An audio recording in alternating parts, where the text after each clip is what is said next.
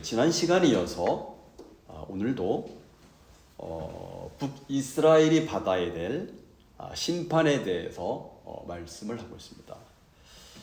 아모스는 하나님께서 베푸셨던 은혜를 상기하면서 북이스라엘 백성들의 그 배은망덕한 죄에 대해서 지적하고 있습니다.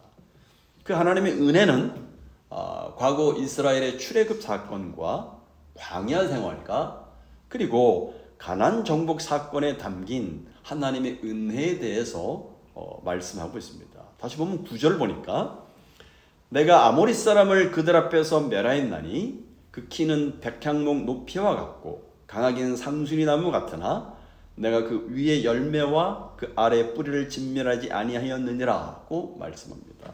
아모스는 먼저 가나안 족속인 아모리 족속을 멸해 주신 하나님의 은혜에 대해서 이야기합니다. 여기 아모리 사람의 의미는 이스라엘이 가나안을 정복하기 이전 그 땅에 거주하였던 대표적인 원주민을 가리킵니다.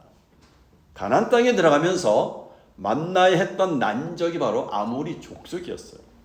민수기 13장 28절 29절을 보면 정탐꾼들이 이 땅의 거민은 강하다라고 보고를 합니다. 이 아모리 족속들은 훈련이 잘된 군사들이었어요. 그리고 저들은 신장이 장대한 족속으로 유명합니다. 여러분, 백향목은 본래 키가 힘이 큰 나무로 유명합니다.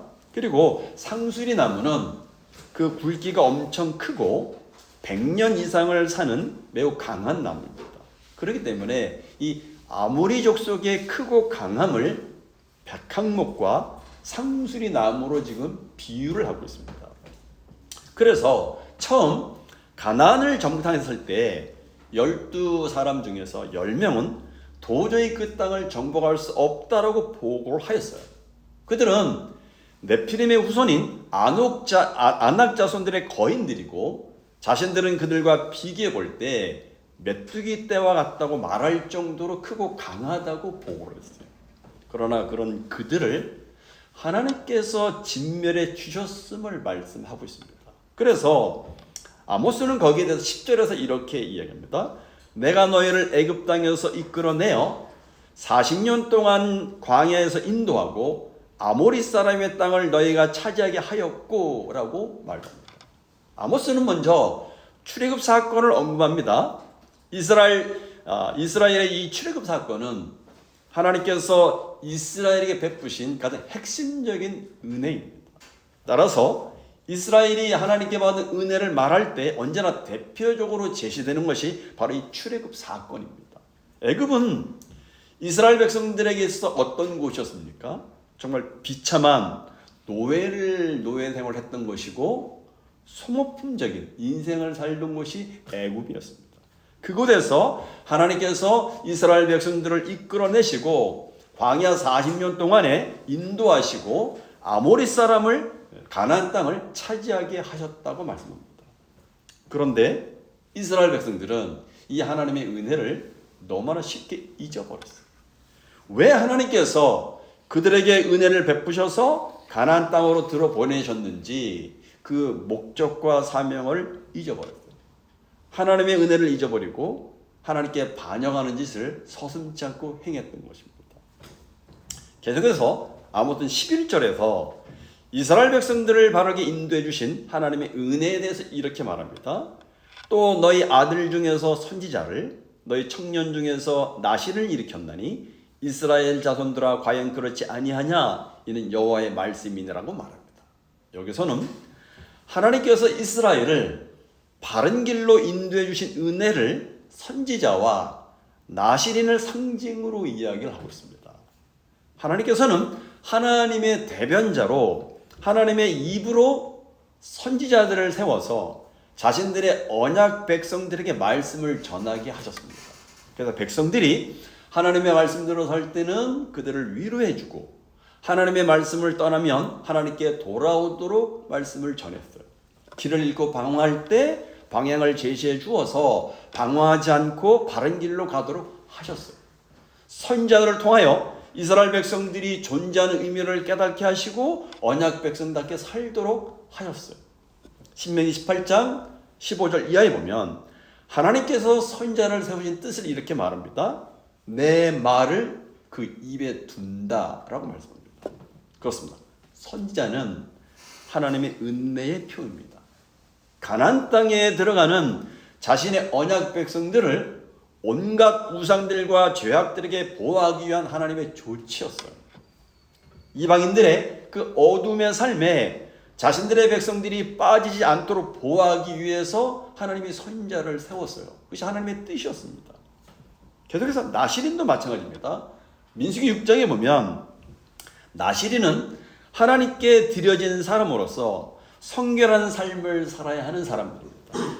그러니까 하나님을 섬기는 법을 사실 보여주는 사람들입니다. 하나님께서 이들을 통해서 이스라엘 백성들은 하나님께 충성되고 순결한 삶, 거룩한 백성으로서의 삶을 살아야 할는 나신을 통해서 가르쳐 주셨어요. 그래서 이스라엘 백성들은 하나님께 속한 하나님의 구별된 언약 백성으로서 삶을 살아야 됨을 이 나신을 통해서 보여주셨어요. 그런데 이스라엘 백성들은 어떻게 했습니까? 본문 12절에 보니까 그러나 너희가 나실 사람으로 포도주를 마시게 하며 또 선지자에게 명령하여 예언하지 말라 하였느니라고 말씀합니다. 이것은 그들이 하나님 섬기기를 거부한 행위를 말합니다. 여러분, 나시린에게 포도주를 마시게 한 것은 나시린은 입에 독주를 대서는 안 돼요. 술을 대서는 안 되는 사람인데 나시린에게 포도주를 마시게 한 것은 고의적으로 그들을 타락시켰다는 얘기입니다. 그리고 선지자에게 예언하지 말라고 명령하는 것은 정말 하나님을 반역하는 행위죠. 이스라엘 백성들은 하나님의 말씀에 의해서 살고 말씀을 통해서 제시받고 길을 가야 되는데 그것을 거절했어요. 하나님의 인도하심을 정면적으로 거부했어요. 이것은 자신들의 죄를 지적하지 말라는 거예요. 선지자들에게 입을 막는 것은 자신들의 죄에 대한 이야기를 하지 말라는 거예요. 듣기 싫다는 거죠. 하나님의 말씀을 듣기 싫어했다는 것을 보여주는 거예요. 실제로 우리가 나중에 공부했죠. 아모스 7장 10절에 보면 베델의 제사장 아마샤가 아모스에게 예언하지 말라라고. 이처럼 이스라엘 백성들은 자신들의 죄악을 지적하고 밝히는 선지자들을 싫어했어요. 그러기에 그들은 하나님의 말씀이 들을 수가 없어요. 하나님의 말씀이 들려오지가 않았어요. 하나님의 말씀을 거부하는 것은 곧 하나님의 은혜를 잊어버리고 하나님의 인도하심을 거부하는 거예요. 그들은 하나님께 불순종하고 우상을 숭배하고 약하고 힘이 없는 사람들을 압제하였습니다. 하나님의 율법을 무시하는 삶을 살았습니다. 이 모든 것이 하나님의 은혜를 헛되이하는 삶이었어요. 이처럼 그들은 그 모든 하나님의 은혜를 망각하고 하나님의 뜻을 거부하고 하나님의 뜻을 거절하였습니다. 결국 이스라엘 백성들에게 선포된 이 심판의 근원적인 이유는 크게 두 가지입니다. 하나는 이방인들만도 못한 타락하고 부패한 삶이고, 다른 하나는 하나님의 은혜를 망각한 배은망덕한 죄악이었습니다. 결국 그렇게 해서 북이스라엘이 받게 될 심판의 양상에 대해서 13절 이하에서 말씀합니다. 앞선 내용은 북이스라엘에 대한 심판의 원인에 대한 메시지였다면 13절 이하의 말씀은 그로 인해 당할 심판의 양상에 대한 말씀을 합니다. 아모스는 총 7가지 비유를 통해서 이야기합니다. 첫째는 13절에 보니까 보라, 곡식단을 가득히 실은 수레가 흙을 누름같이 내가 너희 자리에 너희를 누르리니 라고 말씀합니다. 이것은 이스라엘 백성들이 받게 될 하나님의 심판의 혹독함을 상징하는 표현입니다. 여러분, 본래 수레에 곡식단을 가득히 싣고 논두렁을 지나가게 되면 수레가 무거워서 바퀴가 땅에 짓눌려 바퀴 자국이 깊이 파이게 됩니다. 논두렁은 언제나 남아있는 물기 때문에 땅이 비가 온 뒤에 어떤 그런 질퍽질퍽한 그런 땅과 흡사해요. 그러게 곡식단을 가득 실은 수레를 싣고 끌고 가게 되면 바퀴가 땅속에 깊이 파묻히게 마련이죠. 바로 이와 같은 현상처럼 하나님의 심판이 저들에게 심히 무거운 짐이 될 거라고 그렇게 다할 것이라고 이야기를 합니다. 둘째는 14절 상반절에 보니까 빨리 다른 박질하는 자도 도망할 수 없다라고 말씀합니다. 이것은 하나님의 심판을 피할 자가 없다라는 뜻입니다. 이스라엘 민족 전체가 당할 심판임을 이렇게 말씀을 선포하시는 거예요. 계속해서 세 번째는 14절 중반절에 보니까 강한 자도 자기 힘을 낼 수 없다라고 말합니다. 이것은 하나님의 심판에서 벗어나려는 어떤 시도도 아무런 소용이 없을 것을 말씀하시는 거예요. 네 번째는 14절 하반절에 보니까 용사도 자기 목숨을 구할 수 없다라고 말씀합니다. 이에 대한 원문을 직역하면 이렇습니다. 용사도 자기 생명조차 구할 수 없을 것이다 라는 얘기입니다. 그러니까 그 어느 누구의 도움도 받지 못할 것이라는 의미입니다. 생각해 보세요, 여러분. 용사조차도 자기 생명 하나 구하지 못하는데 어느 누가 어떻게 다른 사람을 돕거나 도움을 받을 수 있겠느냐, 그런 의미의 말씀입니다. 다섯 번째는 15절 상반절에 보니까 활을 가진 자도 설 수 없다라고 말합니다. 전쟁에서 활을 쏘는 자들은 오늘날 군사 용어로 보면 포병에 해당된다고 할 수 있습니다. 그러니까 이들은 적군과 마주하거나 성벽을 기어오르는 보병처럼 싸우는 사람들이 아니에요. 적과는 비교적 멀리 떨어진 후방에서 활을 가지고 적을 공격하는 군사들입니다. 그러기에 비교적 적들의 공격으로부터 안전한 위치에 있는 사람들입니다. 그럼에도 이들은 역시 설 수 없을 것이다라고 말합니다. 그러니까 무슨 말이냐면 이들조차도 심판을 피할 수 없다라고 말씀하십니다.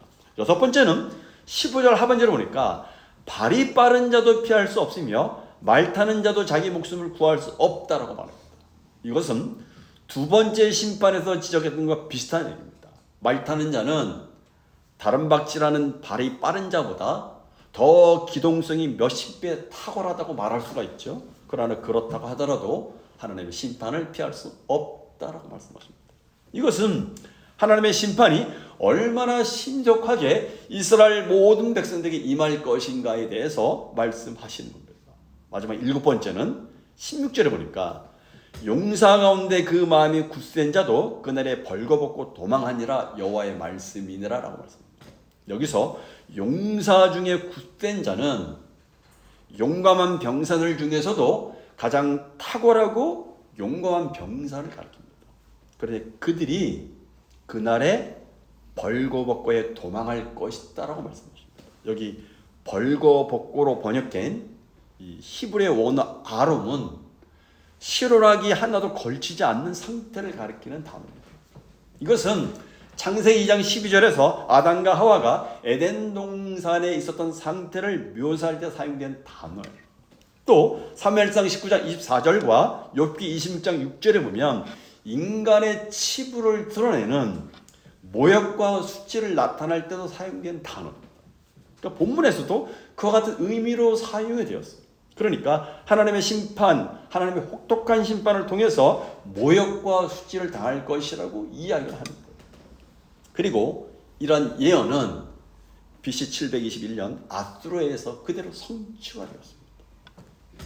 지금까지 살펴본 같이 북이스라엘 백성들의 죄악은 하나님께서 베푸신 은혜를 배반한 배은망덕한 죄악이었어요. 그 배은망덕한 죄의 성격을 하나님의 계시를 거부한 것으로 규정하고 있습니다. 이스라엘 백성들은 하나님께서 베푸신 은혜를 마음에 잘 간직함으로 하나님의 말씀에 진심으로 반응할 수 있어야 했습니다. 그런데 불행하게도 이스라엘 백성들은 하나님의 은혜를 마음에 간직하지를 못했어요. 여러분, 오늘 우리의 모습을 한번 돌아보십시오.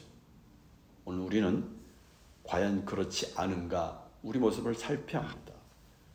우리들은 얼마나 하나님의 베푸신 은혜에 감사하며 살아가고 있는가. 슬프게도 우리는 우리의 삶이 너무 바쁘고 너무 자기중심적이다 보니까 우리의 삶이 하나님의 은혜로 인해서 얼마나 풍성한지를 우리는 잊어버리고 살아가는 적이 너무나 많습니다. 매일 아침 하나님의 은혜는 최소한 몇 차례 혹은 수십 차례 우리에게 다가오고 우리를 맞이하지만 우리는 하루를 너무나 황급하게 준비하고 서두르느라고 하나님의 은혜를 거의 깨달지를 못합니다. 내게 다가오시는 하나님의 은혜의 터치를 느끼지를 못해요. 또 우리가 하루를 마감하는 시간에도 우리의 지친 머리를 침대에 누일 때 우리는 하루 동안에 하나님의 손으로부터 우리의 미약한 인생으로 흘러들어온 그 많은 하나님의 은혜의 선물들을 되돌아보지 못합니다. 우리는 가만히 앉아서 하나님의 구원의 은혜가 우리 개인의 삶에 개입되지 않았다면 우리 인생이 어땠을까? 오늘 하루 하나님이 나를 뭔가 이렇게 지키시고 하나님의 은혜를 베푸지 않았다면 오늘 삶 어떻게 살았을까? 이런 부분들을 우리는 묵상할 시간을 거의 갖지를 않습니다. 더 정직하게 말하면 시간이 없는 것이 아니라 그 시간을 대부분 육체의 쉼으로 보내기 때문에 하나님이 베푸신 은혜를 묵상할 시간이 우리는 없는 것입니다. 슬프게도 우리 모두는 하나님의 은혜를 너무나 쉽게 망각합니다. 그러나 망각한다는 것은 굉장히 위험합니다. 왜냐하면 내 자신과 다른 사람들을 바라보는 방식에 영향을 끼치기 때문에 그래요. 여러분, 우리가 하나님의 은혜를 기억할 때 우리는 우리가 그분의 축복을 받을 만한 일을 아무것도 하지 않았다는 사실을 깨닫게 됩니다. 하나님의 은혜를 기억할 때 우리는 겸손하고 감사하며 온유해집니다. 하나님의 은혜를 기억할 때 불평이 감사로 바뀌고 자기중심적인 욕망은 하나님께 예배드리는 삶으로 바뀝니다. 하지만 반대로 하나님의 은혜를 잊어버릴 때 우리는 우리가 가진 것이 우리가 성취한 것이라고 우리 스스로 교만하게 됩니다. 하나님의 은혜를 잊어버릴 때 하나님의 은혜만이 만들어낼 수 있는 것을 내가 한 것이라고 우리는 착각합니다. 하나님의 은혜를 잊어버릴 때 우리는 스스로 의롭다고 여기고 자격이 뭔가 있다라고 착각합니다. 그러나 하나님의 은혜를 기억하게 되면 하나님을 향한 감사와 겸손과 그리고 우리 주변 사람들에게 관대함을 베풀 수 있는 힘이 생깁니다. 왜냐하면 우리가 하나님께부터 받은 축복은 우리가 자격이 있어서 받은 것이 아니기 때문에 그래요. 우리의 삶과 인생을 조금이라도 묵상해 본다면 하루하루의 삶이 기적이라는 사실을 우리는 깨닫게 됩니다. 우리가 잘 아는 복음성가 중에 송경민 작사, 작곡인 은혜라는 우리가 찬양을 부르기도 했고 여러분 가사도 알 겁니다. 잠깐 소개를 시켜드리면 내가 누려왔던 모든 것들이 내가 지나왔던 모든 시간이 내가 걸어왔던 모든 순간이 당연한 것이 아니라 은혜였어. 아침 해가 뜨고 저녁에 노을, 봄의 꽃향기와 가을의 열매, 변하는 계절의 모든 순간이 당연한 것이 아니라 은혜였어. 2절에 또 이렇게 얘기합니다. 내가 이 땅에 태어나 사는 것, 어린아이 시절과 지금까지 숨을 쉬며 살며 꿈을 꾸며 꾸는 삶, 당연한 것이 아니라 은혜였어. 내가 하나님의 자녀로 살며 오늘 찬양하고 예배하는 삶, 복음을 전할 수 있는 축복이 당연한 것이 아니라 은혜였어. 모든 것이 은혜, 은혜, 은혜. 내 삶에 당연한 것 하나도 없었던 것을 모든 것이 은혜라고 얘기합니다. 그렇습니다. 적어도 아침에는 못하더라도 적어도 잠자리에 눕기 전에 오늘 하루 동안 하나님이 어떤 은혜를 베풀어 주셨는지 헤아려 본다면 우리는 더 겸손해지고 더 감사한 삶을 살 수 있게 될 것입니다. 그런 은혜를 다시 회복하시길 바랍니다. 기도하겠습니다.